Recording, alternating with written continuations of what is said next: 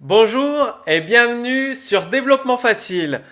Donc vous allez continuer à découvrir les fonctionnalités du framework Phaser. Pour vous le présenter rapidement, le framework Phaser permet de créer rapidement des jeux JavaScript avec HTML5, donc des jeux pour les mobiles, donc les smartphones, les tablettes et les ordinateurs. Donc c'est un framework qui vous simplifie énormément la création de jeux vidéo car il contient tout un tas de fonctionnalités préintégrées. Alors dans ce nouveau cours, vous allez justement apprendre à faire un petit jeu très simple comme ceci qui consiste à faire des calculs de rebondissement de la balle du héros donc sur les bords et des collisions avec un bonus ou un ennemi comme là c'est perdu. Voilà, donc ça reste un petit jeu tout simple, sans prétention, mais ça va vous permettre de découvrir des nouvelles fonctionnalités du framework Phaser. Alors, comment ça se passe? Voici le code source, donc très grand fichier. Grâce à la méthode développement facile, vous apprendrez à créer des classes, donc diviser votre code JavaScript en plusieurs fichiers, donc je vous explique ça à la fin de la vidéo. Comme d'habitude, vous déclarez toutes les variables de votre jeu. C'est aussi simple que ça. Donc j'ai tout commenté. Voilà, suffira de lire les commentaires. Vous créez votre jeu, largeur, hauteur, Canva, WebGL, la div qui est concernée. Donc ici, vous avez votre div qui va accueillir votre jeu. Vous incluez le main, le fichier main qui contient tout le code source de votre jeu et le framework Phaser. Donc toujours, on désactive le cache du navigateur grâce à ça. Ensuite, une fois que votre code est fini de développer, donc vous mettez avec le cache du navigateur. Voilà. Ensuite, vous avez le chargement des éléments graphiques. Donc chargement là d'un bonus aléatoire, tout simplement.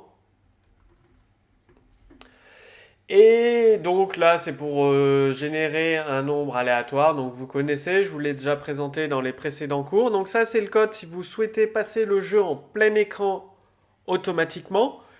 Je le désactive parce que pour vous, dans les tutos, c'est beaucoup plus facile d'avoir un jeu sur l'écran ici plutôt qu'en plein écran.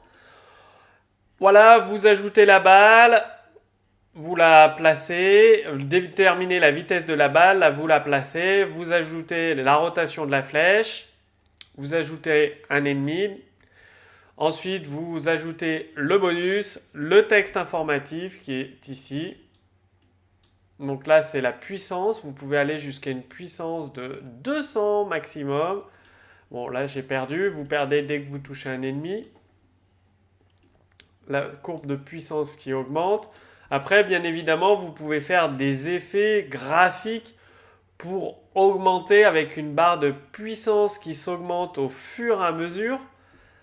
Voilà, tout est possible, quoi, si je puis dire. La mise à jour du texte informatif que vous avez créé ici.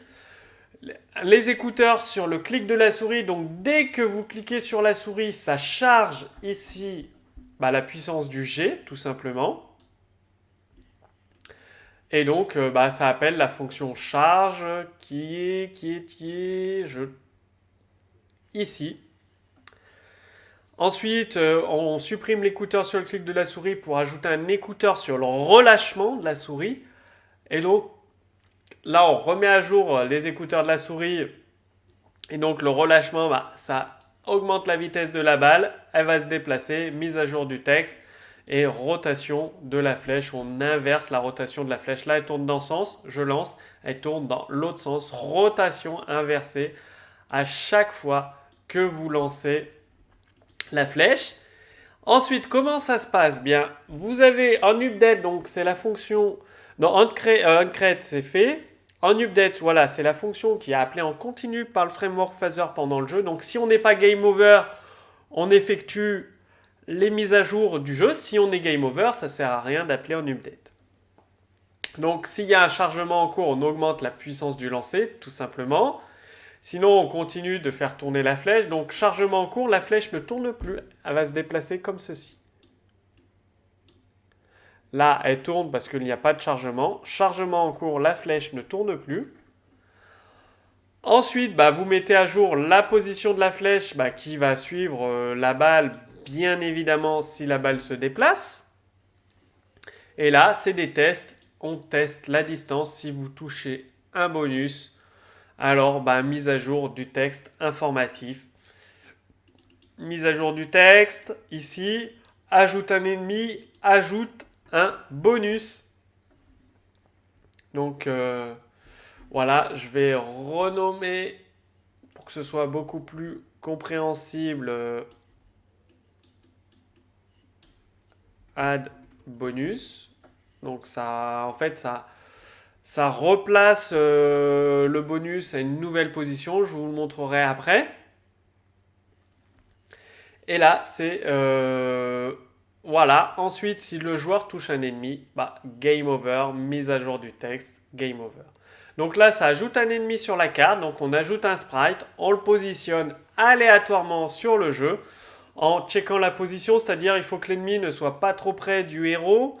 Il faut que la distance entre les ennemis ne soit pas trop proche. Donc ça permet de vérifier. Tant que la position n'est pas bonne, on fait un random jusqu'à temps que la position de l'ennemi soit correcte. Pareil pour ajouter un bonus, on place le bonus à une position aléatoire. Tant que la position n'est pas bonne, c'est-à-dire entre bonus et le héros, la distance doit être assez grande. Et entre le bonus et les ennemis, la distance doit être assez grande. Sinon, on retourne true, c'est que la position n'est pas bonne. Et quand on retourne false, la position est correcte. Donc, sinon, on continue à déplacer les coordonnées du bonus. Ensuite, qu'est-ce que vous avez? Donc ça, c'est pour gérer le rebond sur les murs. Donc on fait différents tests et on fait rebondir la balle tout simplement sur les murs. Donc on met à jour sa position et sa vitesse ici.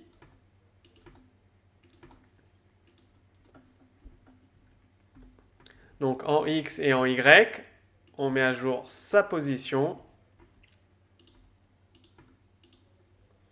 en vérifiant toujours par rapport est-ce que la balle a touché quel mur ici, soit sur les côtés, soit sur le haut ou le bas.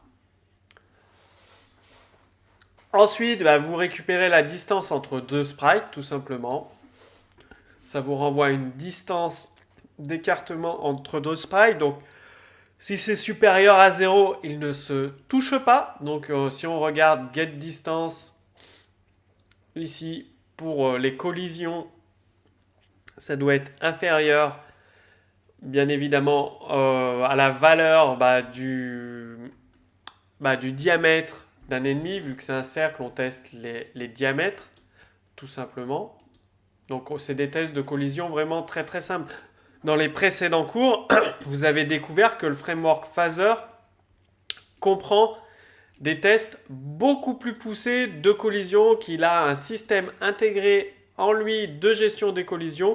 Donc ça permet d'être beaucoup plus précis que cela. Parce que là, il faut avouer que ce n'est pas précis du tout. Et donc vous avez le score qui se met à jour à chaque fois automatiquement lorsqu'un bonus est touché. Ça le gère ici, touche un bonus, score, update le score et update le texte. Qu'est-ce que vous avez comme autre fonction? Donc là on vérifie les positions, la distance, le chargement de la puissance du lancer. L'utilisateur, le joueur relâche la souris, donc on déplace le héros. Et là c'est la mise à jour du texte. Donc si le joueur est toujours en jeu, on met la puissance et le score à jour. Sinon, s'il est game over, on affiche game over, tout simplement. Donc c'est un jeu relativement simple à coder. Il y a beaucoup de code dans le fichier. Ça vous donne un résultat comme ceci. Voilà, donc vous allez voir, le score va se mettre à jour. Il s'est mis à jour, tout simplement. Donc les collisions ne sont pas parfaites, comme je vous l'ai dit, il vaut mieux utiliser ce qui est intégré à Phaser. Et là j'ai perdu collision entre un ennemi et le héros. Score de 7, on ne peut plus rien faire, il ne reste plus qu'à recharger le jeu pour recommencer à jouer. Alors, comme d'habitude, sous ce cours, vous trouverez le code source à télécharger. Donc le code source, il est commenté. Ça va vous permettre de votre côté, dans vos projets, de récupérer des exemples de code, de fonctionnalités. Si vous avez des questions, posez-les directement sous ce cours à l'équipe Développement Facile. Et là, vous avez remarqué que le fichier est relativement grand et si vous, le jeu est très simple. Et déjà, le code source est dans un seul et même fichier, c'est-à-dire il est tout regroupé dans main.js. Et imaginez un jeu beaucoup plus complet, le fichier ferait 4000, 5000 lignes, là on est à 400 lignes.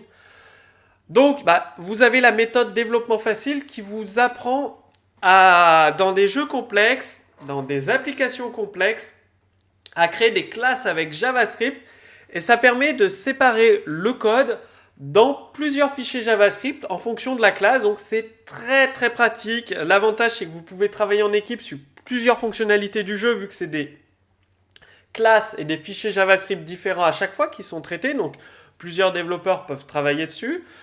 Pour faire évoluer le code, c'est vraiment très très simple pour faire évoluer les fonctionnalités car vous touchez à chaque fois qu'une seule partie du jeu, que quelques fichiers, 2-3 fichiers JavaScript différents de 3 classes. Donc vraiment très très simple pour le faire évoluer dans le temps. Et l'avantage, c'est pour repérer les bugs, c'est aussi également très très simple. Donc pour apprendre à faire cela, à mettre en place la méthode développement facile dans votre développement, je vous invite à regarder la deuxième vidéo. Donc au-dessus de ce cours, il y a une image, un lien cliquable qui vous amène vers la deuxième vidéo. Et dans la deuxième vidéo, vous allez apprendre à créer des jeux JavaScript, des applications JavaScript performantes grâce au framework Phaser, c'est-à-dire vous allez créer votre code en équipe, vos applications, vos projets en équipe. Vous allez apprendre avec la méthode développement facile à créer vos applications, vos jeux 2 à 3 fois plus rapidement. En plus, les experts de l'équipe développement facile vous accompagnent dans les exercices des cours, c'est-à-dire si vous avez des exercices que vous n'arrivez pas à faire, des fonctionnalités du cours que vous n'arrivez pas à reproduire, les experts de l'équipe développement facile sont à votre disposition pour vous donner des exemples supplémentaires, des codes sources supplémentaires pour répondre à toutes vos questions. Donc, je vous explique tout ça dans le détail, la création de jeux et d'applications performantes en JavaScript HTML5. Suffit de cliquer au-dessus de ce cours vidéo, il y a une bannière, un lien cliquable, cliquez dessus. Et je vous dis à tout de suite dans la deuxième vidéo.